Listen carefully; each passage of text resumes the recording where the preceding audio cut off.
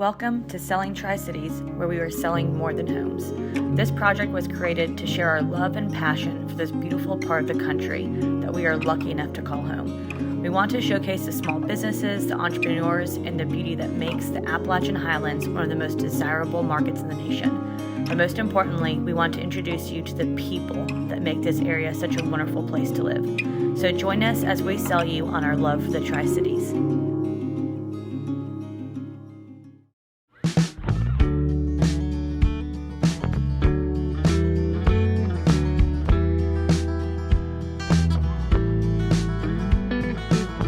Hi, and welcome to another episode of Selling Tri-Cities with Catherine McCain and Aubrey Tellerico. We are here with owners of Juniper. We're here with Celia and Maddie McGee. I'm really excited to showcase this beautiful new restaurant and why they have chosen to come to Johnson City and share their passion for cuisine with us.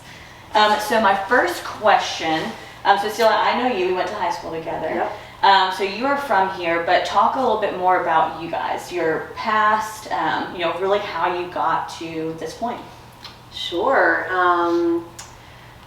Growing up here, I was really interested in cooking and the culinary arts, and was really interested more in like the baking and pastry side of things and cakes and things like that and desserts, because I have a major sweet tooth, and that's definitely where my passions lie. But at the time, there weren't, now we have all these amazing bakeries and all these awesome places that kind of show that a pastry chef is a real career. But back, in 2000, there wasn't a lot of that kind of stuff around. So I decided to go to culinary school thinking, well, at least I could be in the kitchen and cook, and then maybe I could also make desserts. But ended up going to culinary school in Charleston, South Carolina, at Johnson & Wales, and so that was kind of my beginning of realizing that there was a much broader culinary world out there, and sort of introduced me into the professional culinary world, and spent about 3 years or so in West Virginia at the Greenbrier, learning their pastry program, and that's where I met Maddie, and also our other partner Romeo, who is our chef as well. Do you feel like pastry is your specific passion? Absolutely, yes. She has made a cake for me. She made a birthday cake for Sophie a couple of years ago, and I will tell you, it was phenomenal. So I can definitely tell there was a lot of passion and love into that cake. But Maddie, you have a different passion, a little bit different background. Yeah, so I grew up in New Jersey. I started cooking professionally in 1999 at a hotel in New Jersey. It was a Hilton. I was in the staff cafeteria. It was wonderful. I learned a lot about myself. It was just a job. I was going to college at the time, and I just wanted to kind of make some money. And I remember the day I decided that I wanted to do it for the rest of my life was I came into work, and I saw the fine dining restaurant. There was 3 restaurants there. One was a fine dining, and all of these chefs were like all-stars. So picture like a sports team. These were the best players on the team, and just watching them cook food that I didn't even know existed. I remember I saw foie gras for the first time, which is duck liver, and I was like, what is that? So I was like, did people eat this? And it was crazy because, then like the internet now, you could just be like, oh, someone says that, you just, let me Google that, and I can find out what this is, and you can get a description. Back then, it was like, if you were rich eating in these restaurants, you have no idea what this stuff was or research it. So it was like a sport to me. It was very, very cool. I had grown up in competitive sports, so it was high intensity. So after that, I decided to go to the Culinary Institute of America in Hyde Park, New York, also known as CIA. Yeah. Great school. After that, I worked at the Ritz-Carlton in Naples, Florida. Then from there, an apprentice at the Greenbrier in West Virginia. So I had been there twice, once for 3 years to do the apprenticeship. And then I moved to New York City and was in New York City for 3 years. Worked at the Waldorf Astoria restaurant called Taylor. and I staged pretty much all over. A lot of free staging in our industry. We just go and work for free at places just to learn what they're doing, and it's usually not the best work in the world, but you get a family meal and you get to learn what those chefs are doing, usually, you know, high-end chefs. So you guys are, I mean, you guys have quite the resume. I feel like now there's a lot of people just open a restaurant just because they think it's a cool thing to do, or just to open a restaurant they've got, you know, zero idea or background on any of the food that they're actually serving. I feel like you guys are true artists in the culinary world. I think it's just really rare and hard to find. I think one of the reasons why we definitely wanted to talk to you guys and showcase you guys, because I mean, good culinary experience is an art, you know, and I know we've been here multiple times, and every single time I come, I just get so excited. I'm like a kid, because I get just so excited to taste everything. I think it's just a whole different experience that people who get to eat here, you know, get to have. It's very unique. So why Johnson City? With all this experience, I feel like you guys could have opened up a restaurant anywhere in the world and been successful. Especially just the love that you guys have and the experience. So why Johnson City, and why maybe this building specifically? You know, obviously being from here, as we were kind of settling down, we had gotten married, we decided to start having kids. You start to look at what that means for your life and your well-being of everyone involved. And at the time, we were living in the Virginia side of DC. We were opening the Watergate Hotel together. I was a pastry chef and he was a chef of restaurants. And we were, you know, working really hard, working really long hours, and, you know, as we always have basically in our careers. But, you know, DC was and is, you know, a special kind of expensive to live there. We started looking at Johnson City because, you know, at least one of our families is here. And, you know, his family is up in New Jersey, where the price tag on things is very crazy as well.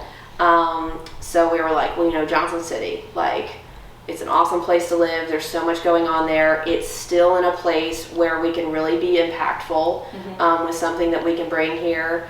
And so that's kind of where it all started. We started the business plan when we were still in Springfield, Virginia. So we hadn't even left the Watergate. We wanted something small that we can control. We didn't want a ton of investors. So that allowed us to kind of, you know, look toward this building. We had mentioned this building like 50 times. But it wasn't on the market yet. It wasn't on the market yet. Yeah. And then they had posted it, and I think your mom was the first one that sent it over and was like, hey, you think this would work? And we're like, looks like there's I don't know. Let's go look at it. You know, I grew up literally straight up the hill, 2 seconds away from here. So I was super familiar with the area, kind of the clientele that would be living in the area. The history of this area is something that was really like impactful for me, and I kind of kept that in mind with everything that we did when we were developing the business idea. You know, this is an old house. It was built, you know, sometime in the early 1900s. And whoever lived in this house traditionally operated the mill that is the very large building next to us. And so kind of all of this stuff all tied in. We had a lot of connections with, you know, a lot of the local historians and stuff like that, and just sort of the old timers that used to work the land and stuff around here. All of that stuff was like really important when we were sort of looking at this property, thinking about what it could be. So how would you guys describe the cuisine here? Like, if you guys had to characterize it? So we are modern American with an influence of seasonal and regional cuisine. This doesn't mean that everything we have is, you know, we use garlic out of season, but we try to concentrate on really pulling from kind of this region in like the main events, right? The beefs and stuff like that, and highlighting some vegetables. But modern American kind of encapsulates a lot of things, right? Where I come from, you know, there's so many different humans that live there, and it's just a melting pot, you know, as we've always heard that. So, you know, we have curry on the menu. We have fish sauce in things. We're using classical French techniques with Italian preparation. So we've kind of, modern American kind of encapsulates all of that. We make fresh pasta here, but the dish that goes with it isn't, necessarily Italian, right? And it's fun and it's whimsical. We're pulling from Appalachia. We have on the menu right now truffles that are being wild foraged right outside Asheville. They've trained their dog. These are the best truffles that I've had that are domestic truffles. Yeah. Usually they're from Italy or in parts of France, but they are just they're awesome. So we do that, and then we have like chicken pot pie, croquettes on the menu, which is just one of my favorites. How do you get the croquettes taste just like chicken pot pie in every bite? Just a southern, a classical French technique, and also croquetas in Spain. Yeah, so you do stuff like that. That's whimsical and comforty food. So you kind of get that. Kind of that world. So that's where like the modern American is. But we're just upscale casual. The servers wear jeans. It is a casual. We play casual music. It's not light jazz or a harpist here. So it's very different. And we want people just to come and have fun. So that's kind of the feel of that. Yeah. We want anybody that can come in. We want everybody to feel comfortable.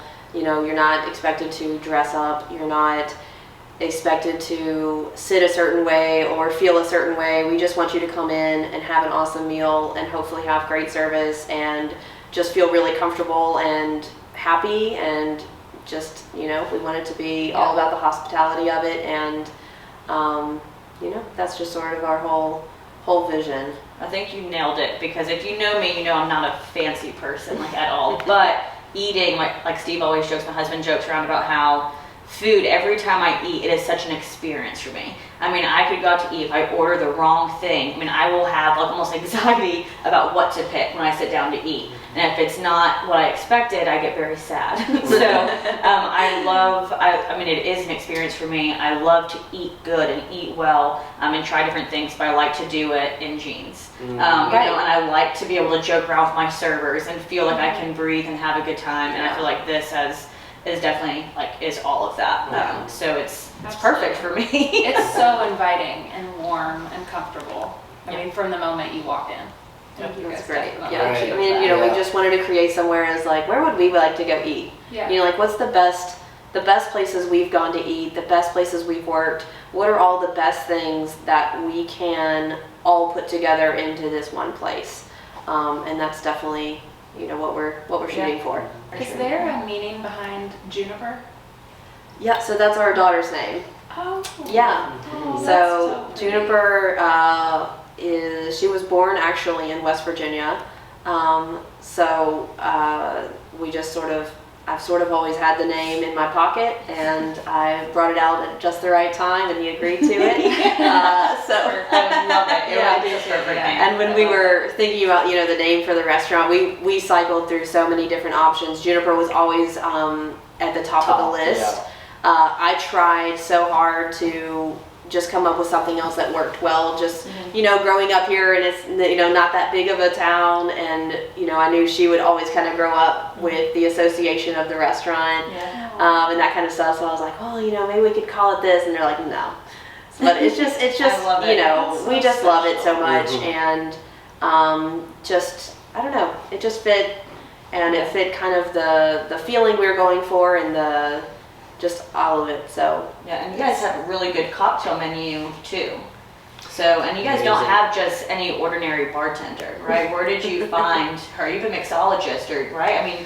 They prefer bartender. Okay, but it's gone back. They flipped in the country.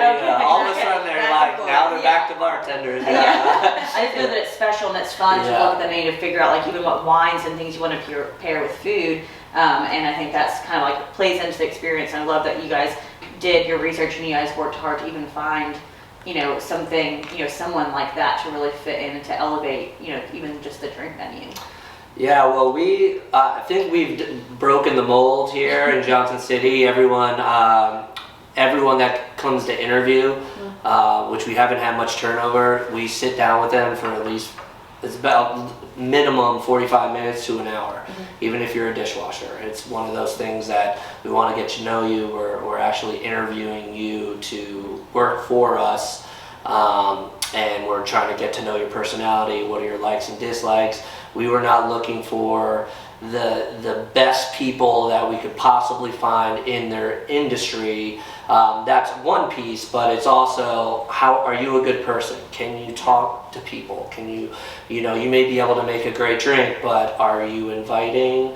Are you fast? Are you it's just one of those things. Right now our bar manager, Ivy, she's wonderful. She's really creative. We also have a great bartender that backs her up, Mac, that's put a few things on the menu as well. All great pairings. They have a huge, or not huge, but 3 mocktails that we have on them, 0 proofs, that have been a huge hit here. That's really awesome. And that was something that we wanted to do when we opened. We were like, we're not going to compromise. We want to have these things on here. People talk about them all the time because you just don't find, well thought out 0 proof drinks for people who are not drinking. Yeah, and I know you guys have said a few things like intentional and impactful. I think that's definitely what you guys have done. You've been very intentional about where you want it to be, how you wanted to renovate the space, the menu you wanted to serve, the people you brought into your team, and all of that, because you were so intentional, has made such a big impact in our area. And so I think that's just wonderful what you guys have done. So what 4 days are you guys open? So we're open 5, the servers work 4. So we're open Tuesday through Saturday, dinner only, or supper as it's labeled on the menu. We open at 4:30 to 9. We close at 9. Yep. Are reservations more like highly suggested? Absolutely. Okay. Absolutely. We were a little nervous with our reservation software here because there's only 2 restaurants that really do reservations, maybe in Johnson City, maybe 3, with a platform. But 90% of our reservations are coming, or 90% of our covers are coming from the reservation software. We only have 8 seats at the bar. We keep a few tables open, including our high top at the bar, for walk-ins, but they go quick. Yes. So, yeah. And I've made a reservation every time I've done So it. you make reservations for the bar as well?